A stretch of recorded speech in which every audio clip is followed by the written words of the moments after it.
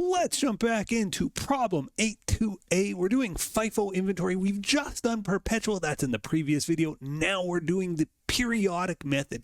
Periodic method to me is a little less intuitive, but it is, a lot of companies necessarily have to do it. They can't keep constant track of their inventory, so they count it periodically and adjust the inventory accordingly. So it's an adjustment method for dealing with your inventory, and it's just a little different from the perpetual. My brain works in perpetual inventory, but a lot of companies don't, and your professor may require you to do periodic inventory, and if so, you are in the right place. So I always view periodic as a bit of a puzzle to be solved, and I also think a lot of times with periodic, I'm actually using a different acronym. I don't call it FIFO. I call it LISH. Last in, still here, right? First in, first out, but it also implies, well, the last stuff in is still here. And I have to think of inventory in that way when I'm doing periodic. So let's jump through the problem. So it's the same problem we were working on before, 82A. And it asks us to calculate ending inventory, sales, COGS, and gross profit. I actually want to do a few setup steps to do this well. And the first setup step is just to track our units. So I want to know how many units I had available for sale during the month. And all that means is, what's the most amount of units I could have sold? If I sold out of everything, what's the most amount of units I could have sold? Units available for sale. Sales, no sale. So, and it's basically, well, what did I have to start? 200 units. What did I buy? 300 and 175. So the units available for sale, 200 plus 300, 500 plus 175. 675 is my units available for sale. 200 plus 300 plus 175. If I sold out everything, I would have sold 675 units. Now, periodic, you count your inventory at the end of the month. And so our ending inventory in units is 290, right? We counted 290. It's this one. I know it's a little bit buried here, but it says on January 31st, a physical count of the inventory is performed. Ending inventory is 290. We don't base our ending inventory on, what was sold. That's perpetual. We base it on what we count. Now, some questions will not provide you that information. Then you have to say, well, I sold 225, I sold 160. You work backwards this, but in reality, if you're doing periodic, you should be counting your inventory periodically, and we counted 290 units on hand at the end of the period. So then what did I sell? Units sold. Well, I had 675. I have 290 left. We assume the difference is what we sold. Our units sold here, 675 minus 290, 385. Now, it just so happens that that matches what's on our table, 225 and 160. But in the bonus, we'll figure out, well, what happens if our count doesn't match what's on the table? And that's a very common thing to happen for sure.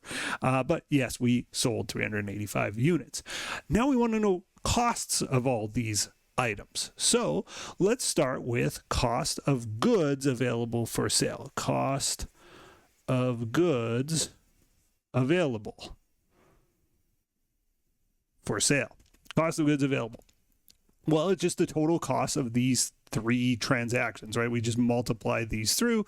We've got the numbers here. 8,000 was 200 times 40, so that's 8,000. We did the math here. 14,400 was that purchase, so plus 14,400. And we did the math here. 175 times 52 is 9,100 plus 9,100. So 31,500. So if I sold out of absolutely everything, I would have sold 31,500. Now, I didn't sell out of everything. Let's figure out our cost in ending inventory. And this is the whole trick of LIFO or FIFO or whatever one you're doing. You have to say, okay, well, I have 290 units in ending inventory. I counted them. I saw them. And then you just do a puzzle and say, well, what 290 units do I have? And that's this last in, still here business I was just talking about. So I must have these 175 units because they're still here, right? My ending inventory is composed of the newest stuff. So I have 175 units at $52 each.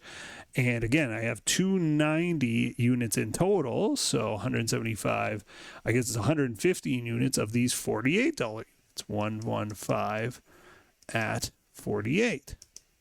So let's math that out. 175 times 52, $9,100, and 115 at 48, 5520. 9,100 plus 5520 means my cost in ending inventory is 14,620. And you'll see that matches what we did under perpetual method. We expect that periodic and perpetual will match with FIFO only. When we do LIFO questions, when we do weighted average questions, these numbers will not match. So don't treat that as a double check. Although in FIFO, I guess it can be. That's a good sign that we are matched up. Okay. So we had 31,500 available. We have 14,620 in ending inventory.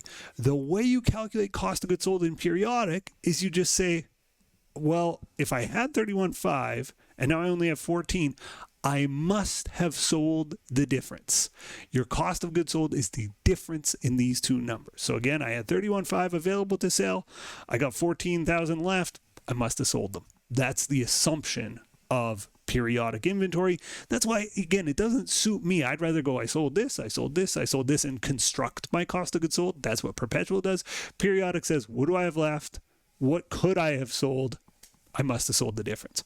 So, cost of goods sold is just our goods available for sale, 31,500, minus what I got left, 14,620. That is what I sold. 31,500 minus 14,620, 16,880. And that number is looking familiar to me because there it is, our cost of goods sold. Again, we're doing FIFO, perpetual and periodic match. Don't expect it to match when we do LIFO and weighted average. Okay, sales minus COGS is gross profit. Something just went crazy behind me. I hope I didn't break something. What is our sales revenue? Well, it doesn't matter if you're doing FIFO, LIFO, weighted average. It doesn't matter if you're doing perpetual or periodic. A sale is a sale. So our sales are just the same. 225 times 100, 22,500. 160 times 100, 16,000. It's 38,500. Same as it was in part one. Our cost of goods, we just calculated 16,880, and sales minus COGS is gross profit, 38,500 minus 16,880. It's 21,620. Okay, so that's it for part A. Part A said calculate ending inventory. The cost in ending inventory is what they're after, 14,620, and we know that it's 290 units. Sales, COGS, and gross profit, that's what we've done down there, 38, 16, and 21. It says prepare journal entries. The journal entries for periodic are a little bit simpler, but you have to do an adjustment periodically whenever you're counting inventory or at month ends, things like that. So we're going to do the same dates of journal entries because we made the same purchases and sales. So January 8th, we made a purchase. January 15th, we made a sale. January 21st, we made a purchase, and January 30th, we made a sale. So I have to do all those entries. You'll see they're a little simpler here. In the previous one, we debited inventory credit AP for the amount purchased for this 14,400. Here, you don't debit inventory, you debit purchases. And purchases is an account that used to track our purchases that gets cleared out at the end of each financial statement date. So we're going to adjust it to 0, but we use a purchases account when we do periodic inventory method. So debit purchases, 14,400, credit AP, 14,400. When we make a sale, we do not track our inventory. Again, we're periodically adjusting our inventory. That's what makes the periodic method periodic. Each purchase and sale, we don't debit or credit inventory. Isn't that interesting? It's just a different way of looking at inventory. So we debit AR, credit sales rev, just as we did above. And it's just the same sale, right? 22,500, 22,500, but we do not attempt to adjust cost of goods sold or inventory. So again, it's just this sale that we're tracking here. January 21st is just the same purchase as before. We purchased $175 for $52. $175 times 52, $9,100. Debit purchases. Credit AP for $9,100. Last but not least, January 30th, debit AR, credit sales rev. And again, no attempt to track inventory here. The AR and sales rev, $16,000, the January 31st sale. Okay, so we have solved part B here. It says prepare journal entries for all transactions. That's it.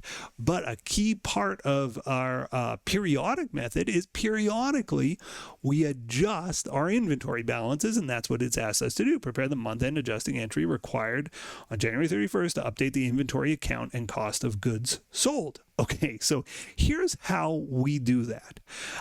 We've said our cost of goods sold is $16,880. Well, debit COGS, right? That's a pretty standard entry to do. So on January 31st, let's debit cost of goods sold for $16,880. We also want to get rid of our purchases account. I said this is a temporary account. We want to be rid of it. So $14,400 plus $9,100. Our total purchases here are $23,500. I credit purchases. Actually, I'm going to leave one line just because we're going to have another debit here. 2 debits and 2 credits are expected in this entry. I credit purchases for $23,500. That doesn't balance, but of course not. I purchased more than I sold. Our inventory grew during the month, so that's pretty normal to expect. We got 2 more things to take care of. We debit our ending inventory. We debit inventory to adjust to where it is. So our inventory ending amount. And again, it's just this cash value of ending inventory we calculated earlier, $14,620. And we credit our beginning inventory. And that's just to adjust the inventory amount from what it began at to what it ends at. So we zero what it began at, we debit what it ends at. So get rid of beginning inventory, and our beginning inventory value was $8,000. Oops, $8,000.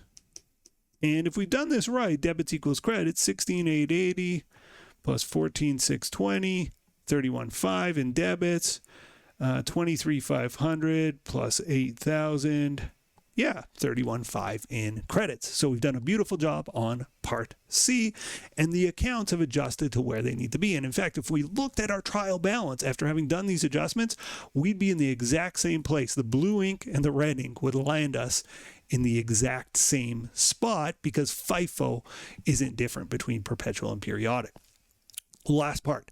It says assume that on January 31st, a physical count of inventory revealed, I think I misspelled revealed, 288 units as opposed to the 290 that we would have thought we had if we're just following the flow of sales and things like that. But that happens all the time. There's missing units. So we're missing 2 units. How would that affect our answer? Redo this journal entry. And the answer is, well, we actually have to redo a lot of things. We count our ending inventory. So our units available is still 675. We count our ending inventory. We now only have 288. Even though we didn't sell them all, just 2 have gone missing, and that happens with inventory. So how many units do we assume we sold? 387. Now, we wouldn't know 2 had gone missing because that's not the way this method works. We just go, okay, I sold 387 units. So next step, my cost of goods available, still the same, $31,500. My cost in ending inventory, well, what do I have left in ending inventory? This is that last in still here. Let's see, I have 288 units in ending inventory. Which 288 do I have? I have 175 at 52, and then the rest have got to be these $48 units. And the answer is it's 2 different. So I have 175 at 52, 52, and I have only 113 because again 2 went missing at 48. We assume the 2 that went missing were the $48 units. Again, periodic, you wouldn't know that. You're just counting periodically. 175 times 52 is 9,100. 113 at 48 is 54.24. So the total cost in ending inventory here, 9,100 plus 54.24 is 14,524, and you'll see that is $96 less than our ending inventory before. Our cost of goods sold, 31.5 minus 14,620. In this case, it's 31.5 minus 14,524. 16,976 is our new cost of goods sold. Whew, that's laying the groundwork for our journal entry. So it's the same journal entry, but I'm just going to put in different debits and credits here. Debit COGS, we just said 16,976. Our COGS is $96 higher than it was. Our ending inventory, 14,524. Our ending inventory is $96 lower than it was. So again, this one is plus 96 to get a higher COGS, and this one is minus 96 to get a lower inventory value. COGS is $96 higher, our gross profits are $96 lower, and our inventory is $96 lower. Our purchases and beginning inventory do not get adjusted. Like nothing changed here about what we purchased, and nothing changed here about our inventory. And let's just add this up to make sure. 16,976 plus 14,524 is 31.5, and yes, indeed, the debits do equal the credits. So that would be, so it says assume that January 31st physical count revealed 288 units, not 290. Redo the month-end adjustment. There it is. We've redone the month-end adjusting entry. You may say, I did part one, so I knew I had to adjust that by $96. Well, when we do periodic for LIFO or weighted average, it's going to be a different amount. So it makes it a little bit trickier. But stay tuned for that one. Thanks so much for making it to the end. I know it gets a little technical here with the periodic, but I hope you hung in there. Thanks for watching, and I'll see you in the next video. Bye for now. The next video in our series is right up here, and if you want a supercut of all of the videos in this series, that's the one down below.